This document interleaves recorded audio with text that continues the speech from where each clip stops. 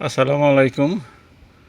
আপনাদের স্মার্ট টিভিতে অনেক সময় আপনাদের বাচ্চাদের দেখা যায় তারা রিমোট দিয়ে কাজ করার সময় ভাষাটা চেঞ্জ করে ফেলেছে। যেমন দেখেন এই টিভিটার মধ্যে ভাষাটা এসেছে আরবি।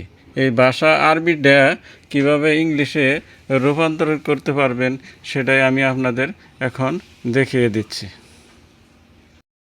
তার আগে আমার একটি ছোট্ট রিকোয়েস্ট, আপনারা যদি এটা ইউটিউব থেকে দেখে থাকেন তাহলে সাবস্ক্রাইব করবেন, আর ফেসবুক থেকে দেখে থাকলে লাইক কমেন্ট করবেন। তো ভাষা পরিবর্তন করার জন্য প্রথমে আপনাদের এই যে এই সেটিং চিহ্ন যে আছে এই সেটিং চিহ্নতে প্রবেশ করতে হবে। দেখেন আমি সেটিং চিহ্নতে প্রবেশ করি, এই সেটিং চিহ্নতে প্রবেশ করলাম। এখন দেখেন বাম পাশে আছেন 1 2 3 4 নম্বরে টিভির মতো একটা বক্স আছে।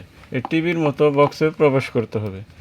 এই যে টিভির মতো বক্সে প্রবেশ করার পরে দেখেন এখানে অনেকগুলা অপশন আছে, 1 2 3। দেখেন এই 3 নাম্বার যে অপশনটা আছে এটা একটা পৃথিবীর মতো দেখা যায়, এটার মধ্যে প্রবেশ করতে হবে।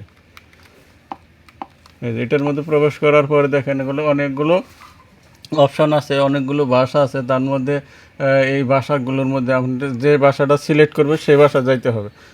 এখানে দেখেন যে ইংলিশ আছে, ইউকে, এইটার মধ্যে আমরা প্রবেশ করব।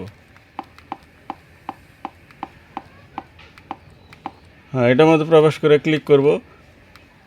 হ্যাঁ, দেখেন এখন আমাদের টিভির যে সকল ভাষা সব চেঞ্জ হয়ে গেছে, এখন সব ইংলিশে রূপান্তর হয়ে গেছে। এভাবে আপনাদের টিভির যে ভাষাগুলো চেঞ্জ হয়ে গেছে সেগুলো পরিবর্তন করে আপনার ইংলিশ রূপান্তরিত করতে পারবেন। সবাইকে ধন্যবাদ জানিয়ে আমার এই ভিডিও শেষ করছি। আল্লাহ হাফেজ।